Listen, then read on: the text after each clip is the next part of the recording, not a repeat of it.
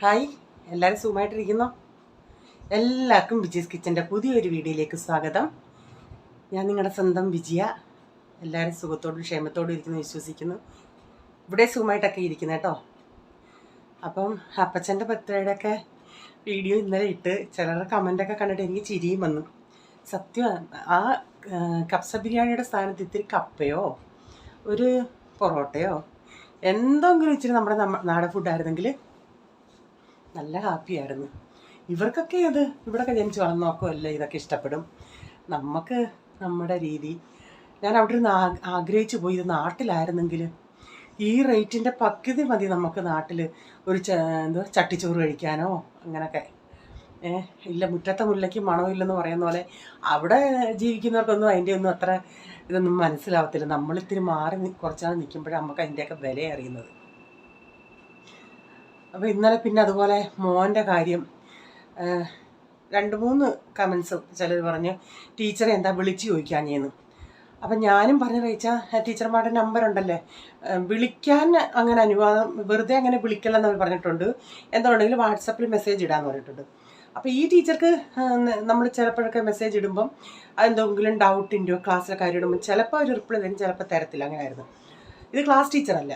അപ്പോൾ നമ്മുടെ ഓപ്പൺ ഹൗസിന് ഒത്തിരി ദിവസം എടുക്കത്തില്ല. അതുപോലെ നിങ്ങൾ പറഞ്ഞതുപോലെ ഇന്ന് രാവിലെ റീച്ചാൽ ഞാൻ പറയാം എന്തോന്ന് റീച്ചാൽ മെസ്സേജ് ഇട്, ആ മാറ്ററും ഈ മാറ്ററും വ്യത്യാസമല്ലേ. അപ്പം ഇട്ടെണ്ണ എന്തുവാ അവർ പറയുമ്പോൾ ഞാൻ 5 ടൈംസ് എഴുതാൻ ഇവർ പിള്ളേർ അടങ്ങിയിരിക്കാൻ ഞാൻ പറഞ്ഞതാ, ഒരു പ്രാവശ്യം എഴുതാൻ പറഞ്ഞെന്ന് പറഞ്ഞു. അപ്പം ഞാൻ പറയാം അവരോട് പറ, കൊച്ചു 12:30 വരെ കൊച്ചി ഇരുന്ന് എഴുതുമായിരുന്നെന്ന് അതുകൂടെ പറയാം. സത്യം പറഞ്ഞാൽ എനിക്കങ്ങ് ദേഷ്യം വന്നു. കാരണം ഞാനല്ലേ കുഞ്ഞിൻ്റെ ഈ അവസ്ഥ കണ്ടുകൊണ്ടിരുന്നത്. റീച്ചാനോട് ഞാൻ പറഞ്ഞുള്ള ഇതല്ല, റീച്ചാൻ പറഞ്ഞാൽ സാരമില്ല എന്നൊക്കെ അങ്ങനെ പറയും. പക്ഷെ മനസ്സിൽ ഉണ്ടായിരുന്നു കുഞ്ഞ് ഇത്രയും എഴുതിയില്ലോ. അപ്പോൾ എൽദോ പറഞ്ഞതുപോലെ അവനാ പാഠം ബൈഹാർട്ടായി കാണുമെന്ന് പറഞ്ഞതുപോലെ ശരി, അത് ബൈഹാർട്ടായി. പക്ഷെ എന്നാലും കുഞ്ഞിന് ഇത്രയും എഫേർട്ട് എടുത്ത് ഒരു ചാപ്റ്ററൊക്കെ ഒരു സബ്ജക്റ്റ് ഒരു ഫുൾ ചാപ്റ്റർ 10 പാരഗ്രാഫൊക്കെ എഴുതുക എന്ന് പറഞ്ഞാൽ അവൻ്റെ ഇത് വെച്ച് ഇത്തിരി ബുദ്ധിമുട്ടാണ്. അപ്പം ഞാൻ പറഞ്ഞു ഇനി ഓപ്പൺ ഹൗസിന് പോകുമ്പോഴും ഒന്നുകൂടെ പറയണം. അവർ പറയേണ്ടതുപോലെ പറഞ്ഞ് അതാ ഞാൻ പറഞ്ഞത് നമ്മുടെ കുഞ്ഞുങ്ങൾക്ക് തമാശ എന്തുവാന്ന്. ഞാൻ പറഞ്ഞു എൻ്റെ മോനെ മറ്റുള്ള കുഞ്ഞുങ്ങൾ എഴുതിയില്ലെങ്കിൽ മോൻ എന്താ അത്ര അല്ലോ ടീച്ചർ സീരിയസ് പറഞ്ഞ് 3 ടൈം എഴുതണമായിരുന്നു, ബഹളം വെച്ചവർക്ക് 5 ടൈംസ് എന്ന്. എന്താ അവിടെ നടന്നതെന്ന് എനിക്കും അറിയത്തില്ല. എന്തുവന്നേലും ഇങ്ങനൊരു സംഭവം നടന്നു. അവരെ ഇന്ന് പറഞ്ഞ് വിളിച്ച് ഇങ്ങനെ മെസ്സേജ് ഇട്ടു. വന്നിട്ടിപ്പം ഞാൻ കഴിക്കാൻ കൊടുത്തിട്ട് ഞാൻ പറഞ്ഞു ഇച്ചിരി നേരം ഏതൊന്ന് ടൈം പാസ് ചെയ്തു. പിന്നെ അമ്മ ചോദിപ്പം 12-ാം തീയതി മന്ത്ലി എക്സാം ആണേ, അപ്പോൾ പഠിപ്പിക്കണം. ഞാൻ എന്നിട്ട് ഇച്ചിരി എഡിറ്റിങ് ചെയ്യാമെന്ന് വെച്ച്.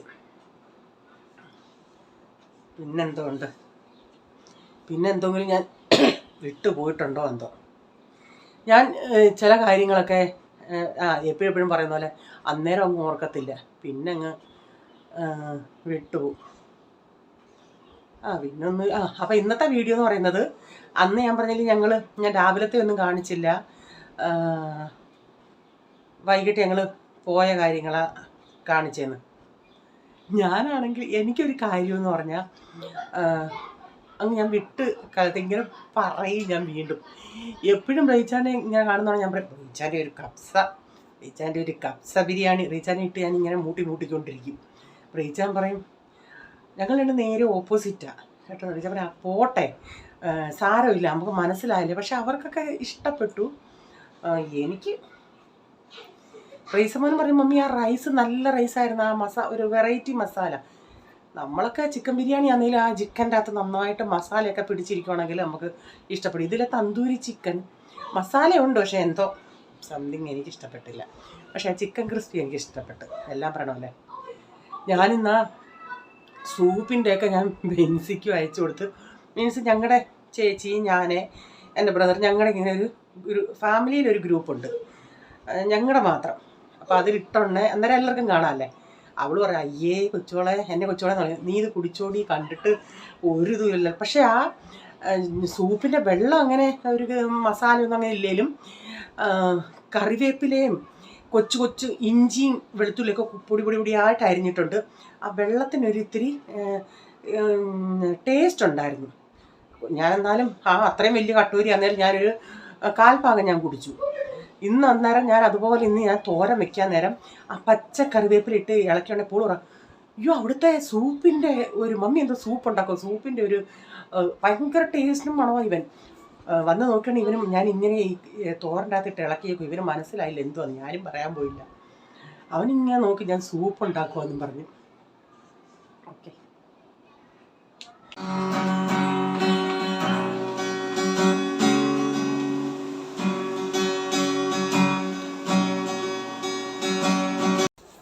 അപ്പോൾ പോൾമോൻ രാവിലെ ഇരുന്ന് ഗിത്താർ പഠിച്ചുകൊണ്ടിരിക്കുക. കൊച്ചവൻ അവൻ്റെ അവിടെ ഹോംവർക്ക് ചെയ്യുന്നു. രാവിലെ നോക്കി ചായ ഇടാൻ നോക്കിയോണ്ട് പഞ്ചസാര കുറവാണ്, പിന്നെ പഞ്ചസാര പൊട്ടിച്ചിട്ടു. അപ്പോൾ എനിക്കൊരബദ്ധം പറ്റി. ഇന്നത്തെ രാവിലത്തെ ബ്രേക്ക്ഫാസ്റ്റ് എല്ലാം ഈ എടുത്ത വീഡിയോ ഞാനിപ്പോൾ എൻ്റെ ഈ സ്റ്റോറേജ് ഫുള്ളായതുകൊണ്ട് ഇപ്പം ഞാൻ കഴിഞ്ഞ വീഡിയോകളാണെന്നും പറഞ്ഞ് പെട്ടെന്ന് എല്ലാം സെലക്ട് ചെയ്തപ്പം ആ രാവിലത്തെ വീഡിയോയും എൻ്റെ അങ്ങ് ഞാൻ ഡിലേറ്റാക്കി കളഞ്ഞു. സത്യം പറഞ്ഞാൽ ഞാനിപ്പോൾ നിങ്ങളുടെ അടുത്ത് ഇങ്ങനെ സംസാരിക്കുന്നെങ്കിലും എനിക്ക് എന്ത് വിഷമം. കാരണം നമ്മളെത്ര ബുദ്ധിമുട്ടിയ ഒരു വീഡിയോയുടെ ഒരു ക്ലിപ്പെങ്കിലും എടുക്കുന്നതെന്നറിയാമോ. അപ്പോൾ ആ രാവിലത്തെ ബ്രേക്ക്ഫാസ്റ്റ് ആ വീഡിയോ മൊത്തത്തിൽ എൻ്റെ പോയെന്നുള്ള എനിക്ക് ഇത്രയും വിഷമം ഇനി പറഞ്ഞറിയിക്കാൻ പറ്റത്തില്ല. അപ്പോൾ പഞ്ചസാര ഇട്ട് കഴിഞ്ഞിട്ട് സ്പൂണ് നേരെ ഇതിപ്പം നിറഞ്ഞിരിക്കുന്നത് കൊണ്ട് അപ്പോൾ എനിക്ക് നേരെ വെക്കാൻ ഒക്കാത്തത് കൊണ്ട് ഞാൻ എന്തോ ചെയ്തെന്നോ അത് അല്ലാതെ തിരിച്ചു വെച്ചു. എന്നിട്ട് കുറച്ച് പഞ്ചസാര തീരുമ്പോൾ അത് അല്ലാതെ നേരെ എടുത്ത് വെക്കാമെന്ന് വെച്ച്. അപ്പം അത് കഴിഞ്ഞ് പ്രൈസം മോന് രാവിലെ ഇങ്ങനെ അപ്പം കറി അങ്ങനെ വല്ലതൊക്കെ ആണെങ്കിൽ അവന് ടിഫിന് കൊണ്ടുപോകാൻ പറ്റത്തില്ല, കറി കൊണ്ടുപോകാൻ അവനൊക്കത്തില്ല. അതുകൊണ്ട് ഞാൻ എന്തോ ഇതെന്നോ അപ്പം ഞാൻ പറഞ്ഞു ഇന്ന് ഡാഡിയുടെ ബർത്ത്ഡേ ഇല്ലയോ, ഞാനൊരു കേക്ക് ഉണ്ടാക്കി തരാമെന്ന് പറഞ്ഞ് അവനും ടിഫിന് കൊണ്ടുപോകാനായിട്ട് റവയും കൊണ്ടൊരു നമ്മൾ ഇഡലി പാത്രത്തിൽ വെച്ചിട്ടേ, അല്ലാതെ ഈ നമ്മൾ പിന്നെ കേക്ക് ഉണ്ടാക്കുന്നത് പോലല്ല, അല്ലാതൊരു അവന് മെയിൻ ഞാൻ ഉദ്ദേശിച്ചത് ഇവന് ടിഫിനും കൊടുക്കാമല്ലോ, കറക്റ്റായി ഇപ്പോൾ അവന് കൊടുക്കാൻ ഒക്കത്തില്ലെന്ന് പറഞ്ഞു. അപ്പം ഞാൻ ഇച്ചിരി ആ റവയൊന്ന് നന്നായി നമുക്ക് പൊടിക്കണം. അപ്പം ഞാൻ എടുത്തേക്കുന്ന ജാറ് ഈ പൊടിക്കുന്ന ജാറാണ്, അല്ലാത്ത ജാറ് ഇട്ടാൽ അത് കുറേ താമസം എടുക്കും. അപ്പോൾ അതിലേക്കൊരു 2-3 ടേബിൾ സ്പൂൺ പഞ്ചസാര ഇട്ടിട്ടുണ്ട്. എന്നിട്ട് പഞ്ചസാരയും അതുകൂടെ നന്നായി ഒന്ന് പൊടിക്കണം. ഞാൻ നന്നായി പൊടിച്ചെടുത്ത് അവിടെ വെച്ചിട്ടുണ്ട്. എന്നിട്ട് ഞാൻ മിക്സിയുടെ വേറൊരു ചെറിയ ജാറിൽ ഒരു 2 മുട്ട എടുത്തിട്ടുള്ളൂ. മുട്ട നിങ്ങൾക്ക് വേണമെങ്കിൽ കൂടുതൽ 3ഉം 4ഉം ഒക്കെ ചേർക്കാം, അപ്പോൾ അതിൻ്റേതായ ഒരു ടേസ്റ്റൊക്കെ വരും. ഞാനിതിൽ 2 മുട്ട എടുത്തിട്ടുള്ളൂ. ആ മുട്ടയൊന്ന് മിക്സിയുടെ ചെറിയ ജാറിലിട്ടൊന്ന് അടിച്ചെടുക്കട്ടെ.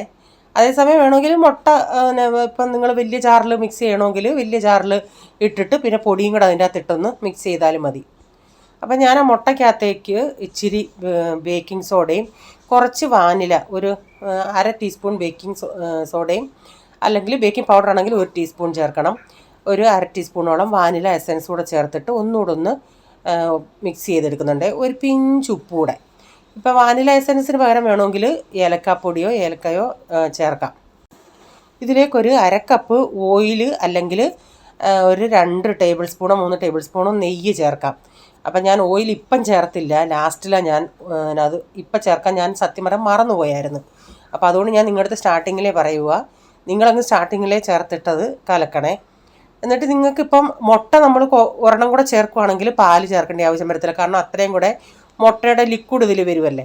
ഇപ്പം ഞാൻ ഈ 2 മുട്ട ചേർത്തത് കൊണ്ട് ഈ ബാറ്ററൊന്ന് ഞാൻ മിക്സ് ചെയ്തോണ്ട് ഇത്തിരി കട്ടിയായിട്ടിരിക്കുന്നത് കൊണ്ട് ഞാൻ കുറച്ച് പാൽ കൂടി ഇതിൽ ചേർക്കുന്നുണ്ട്. എന്നിട്ടിത് നന്നായി നമുക്കിതൊന്ന് മിക്സ് ചെയ്തെടുക്കണേ. അതുപോലെ നമ്മൾ റവ പൊടിക്കുന്നുണ്ടെങ്കിൽ നന്നായി പൊടിഞ്ഞില്ലെങ്കിൽ അതിത്തിരി കട്ടിയായിട്ട് നമുക്ക് നമ്മുടെ കേക്ക് ഇരിക്കും, മീൻസ് സോഫ്റ്റ് ആവത്തില്ല. അപ്പോൾ ഞാൻ പറഞ്ഞില്ല, ഞാൻ മുട്ട 2 എണ്ണം ചേർത്തതായതുകൊണ്ട് ഈ റവയായപ്പോൾ ഒന്നുകൂടെ ഒന്ന് കുതിർന്ന്. അപ്പം ഞാൻ ഇച്ചിരി പാലാണ് ഒഴിച്ച് കൊടുക്കുന്നത്. നിങ്ങൾ ആരംഭത്തിൽ മുട്ട ഒഴിച്ച് കഴിഞ്ഞ് 1/2 കപ്പ് ഓയിലാണെങ്കിൽ 1/2 കപ്പ് ഓയിൽ ഒഴിക്കണം, നെയ്യാണെങ്കിൽ 2 ടേബിൾ സ്പൂൺ നെയ്യ്.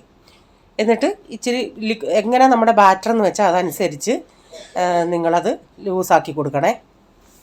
അപ്പം ഞാൻ ഇച്ചിരി എണ്ണയും കൂടെ ഒഴിച്ചിട്ട് നന്നായി ഒഴിക്കുന്നു. ഞാനിപ്പോൾ 1/2 കപ്പ് ഓയിൽ ഒഴിച്ചിട്ടില്ല, കാരണം ഞാൻ ആ പാലൂടെ ഒഴിച്ചത് കൊണ്ട്. ഞാൻ പറയില്ല, ഞാനങ്ങ് ഓയിലിൻ്റെ കാര്യം വിട്ടുപോയി, അതുകൊണ്ടാണ്. അല്ലെങ്കിൽ സ്റ്റാർട്ടിങ്ങിലെ നിങ്ങൾ ഓയിലും മുട്ടയും കൂടെ ചേർക്കുമ്പം ബാറ്റർ ശരിയാവുകയാണെങ്കിൽ പിന്നെ പാലൊഴിക്കേണ്ട ആവശ്യമില്ല. 1 ടേബിൾ സ്പൂൺ നെയ്യ് എങ്ങാനും ചേർത്താൽ മതി. എന്നിട്ട് ഞാൻ ഇഡലി പാത്രം അവിടെ ഞാൻ വെള്ളം ഒഴിച്ച് വെച്ചിട്ടുണ്ട്. എന്നിട്ട് തട്ടയിൽ നമ്മൾ ഇഡലി ഉണ്ടാക്കാൻ നേരം ഓയിൽ തേക്കത്തില്ലേ, അതുപോലെ തട്ടയിൽ ഞാൻ ഓയിൽ ബ്രഷ് ചെയ്തിട്ടുണ്ട്. എന്നിട്ട് കുറേശ്ശെ നമുക്ക് മാവിലൊരു പാകത്തോളം ഒഴിച്ച് കൊടുക്കാം. കാരണം അത് ഇച്ചിരി ഒന്ന് പൊങ്ങി വരും. എല്ലാം ഞാനിങ്ങനെ ഒഴിച്ച് വെച്ചിട്ട് ഇപ്പം 10 ഉണ്ടാക്കാൻ ഇല്ലായിരുന്നു. അപ്പം ഞാൻ എന്നിട്ടിത് സാധാരണ ഇഡലി വേവിക്കുന്ന പോലെ നമ്മൾ കുറച്ച് നേരം വെച്ചൊരു 10-15 മിനിറ്റ് ആയപ്പോഴത്തേക്കിനത് വെന്തിട്ടുണ്ട്. അപ്പം ഞാനത് തണുക്കാനായിട്ട് എടുത്തു വെച്ചിട്ടുണ്ട്. അവിടെ റെയ്ച്ചാൻ രാവിലെ പഠിപ്പിക്കുക. അതിൻ്റെ ബഹളമാണ് ഇവിടെ. എൻ്റെ ദൈവമേ, റെയ്ച്ചാനും അവനൂടെ ഭയങ്കര ഫൈറ്റിങ് നടക്കും അവിടെ. കാരണം മറാഠി മാത്സ് റെയ്ച്ചാൻ അവനെ പഠിപ്പിക്കും. മറാഠി എനിക്കൊക്കത്ത്, ബാക്കിയെല്ലാം ഞാനങ്ങ് വൈകിട്ട് നോക്കും. അപ്പം മാത്സും കുഴപ്പമില്ല ചെയ്യിപ്പിക്കും. പക്ഷേ അതുകൂടെ റെയ്ച്ചാൻ അത് രണ്ടുകൂടെ റെയ്ച്ചാൻ നോക്കുന്നുണ്ട്.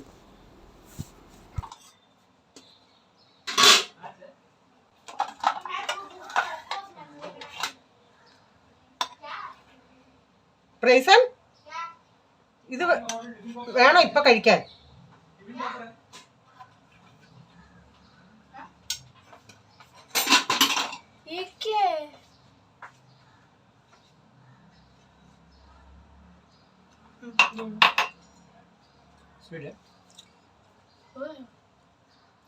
ഇവിടെ ആടിക്കോ,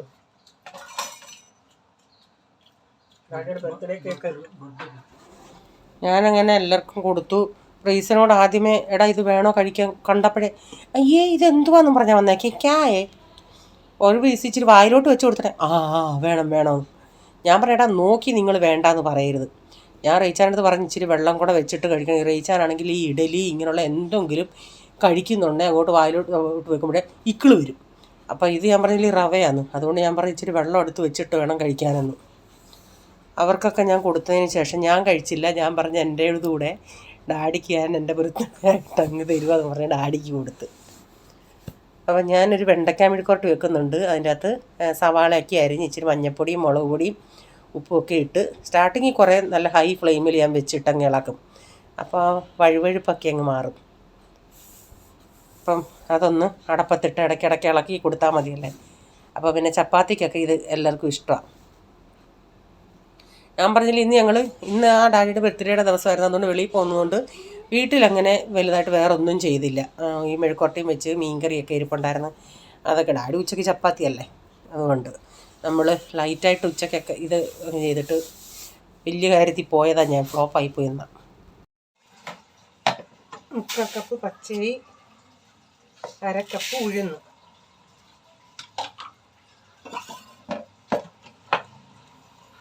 ഇതിൽ 1 കപ്പ് റാഗി. സെപ്പറേറ്റ് നമുക്ക് കഴുകിയെടുക്കാം. ഇതിനെയും ഒന്ന് കഴുകി എടുത്തുകൊണ്ട് വരാം. ഞാനിപ്പോൾ റാഗി കഴുകി അരിച്ചെണ്ണയും കല്ലും മണ്ണൊന്നും അങ്ങനെയില്ല, വെള്ളം ഒഴിച്ചിട്ടിട്ടുണ്ട്. അപ്പോൾ മീൻ ഞാൻ തിളപ്പിക്കാൻ എടുത്തോണ്ടേ മൊത്തത്തിലങ്ങ് പറ്റി ചാറൊന്നും ഇല്ലാതിരിക്കുമായിരുന്നു. അതുകൊണ്ട് ഞാനൊരു ഇച്ചിരി ചൂടുവെള്ളം ഒഴിച്ച് അതൊന്ന് മിക്സാക്കി എന്നിട്ട് തിളപ്പിക്കും. അപ്പോൾ റവ കുറച്ചവിടെ ഇരിപ്പട്ടെ, അത് രാവിലെ എടുത്തതിൻ്റെ ബാക്കി അതൊന്ന് ചൂടാക്കി വെക്കട്ടെ. അപ്പോൾ ഡബ്ബയിൽ ചൂടാക്കി വെക്കുമ്പം പിന്നെ അഴുക്കാവത്തില്ല. അപ്പോൾ വൈകുന്നേരം ആയണേ ഞാനൊരു നല്ലൊരു കോഫി ഉണ്ടാക്കി ഈ ജനലിൻ്റെ അവിടെ കൊണ്ടുവച്ചിട്ട് കൊച്ചു വരുന്ന സമയമായി. പോൾമോൻ വിളിച്ചിട്ട് അതുവഴി അങ്ങ് ട്യൂഷന് പോകുമെന്ന് പറഞ്ഞു. അപ്പം ഞാനിവിടെ ഈ കോഫിയും കൊണ്ടുവന്ന് ഇവിടെ നിന്ന് നോക്കാം അവൻ വരുന്നത്.